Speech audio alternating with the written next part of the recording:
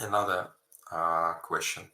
What's their claim to the timeline of Abraham building the Kaaba at the same time as just the Ishmael or something later? The Ishmael, okay, this is a very interesting point because I will have a presentation on that. Two Ishmaels, the Ishmael of the Torah and Ishmael of the Quran, or and Hadith or Islamic Ishmael. You can build. It's not just uh, like somebody said, for example, there's a problem between who was who Abraham wants to sacrifice, Ishmael or Isaac, and that's everybody talking about it. And Muslims say, "Oh, we have only one problem with the story: is who been supposed to be sacrificed." Jews said it was Isaac. We said it Ishmael. That's a problem of the conflict we have, right? I said, no, no, no. You have a problem with Ishmael. This the figure of Ishmael on the Hadith and the Quran is totally different from the Ishmael of the Bible of the Torah. It's crazy. The Abraham, what happened is Abraham, according to Ibrahim. Let me say it. It's rather better term name. The Ibrahim bringing Hagar and let's say 3 months old Ishmael as he was settling him. So he left them at the area of the Kaaba will be built. So he travels back. Approximately 20 years later, he's coming back to see his family. Hagar is dead by this time. Ismail is married. He's coming to see Ismail, but he didn't see him. He see only his tent or the house or the house or the room, whatever. And his very grumpy wife.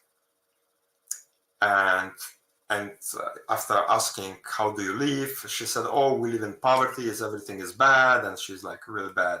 She's giving bad report to Ibrahim, and Ibrahim said, "You know what? I have no time to wait until Ishmael comes from the hunt. So I'm going back to Canaan, and you tell him the story. Tell him that so and so came, and he advised you to change the doorpost of your house." And he moved away. Now Ishmael coming and he said, "Oh, like I see something wrong." And she said, "Oh yeah, this so and so came in, and that's what he gave it. He told me to tell you." And he said, "Oh, it was Ibrahim, my father, and he told me to divorce you, you bad woman." And he divorced. He remarried. So like 2 3 years later, Ibrahim coming back, like 40 days travel. Okay, don't forget about it. One way and another way, 40 days travel. So he's coming back. He visited the tent or the house and another woman. So he asked her the same question: "Where Ismail? Oh, he's on hunt. All right. How do you live?" "Oh, amazing. We have everything. Thanks to Allah, whatever." And he's very pleased. And then he said, "You know what? I don't have time to meet my son Ishmael, whom I haven't seen since 3 years old, 3 months old. Okay, I'm moving, and you just tell him, keep the doorpost of your house."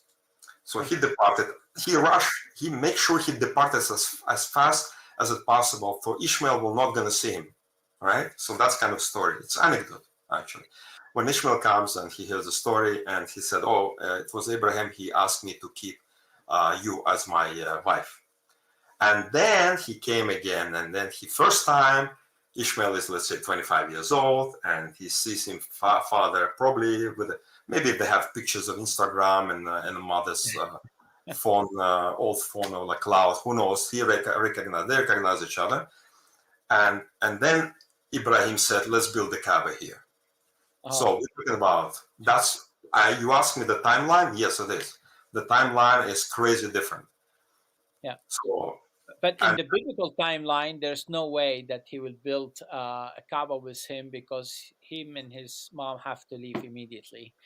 Uh, exactly, but you never see him there's again. no way we can fit that story in the biblical timeline.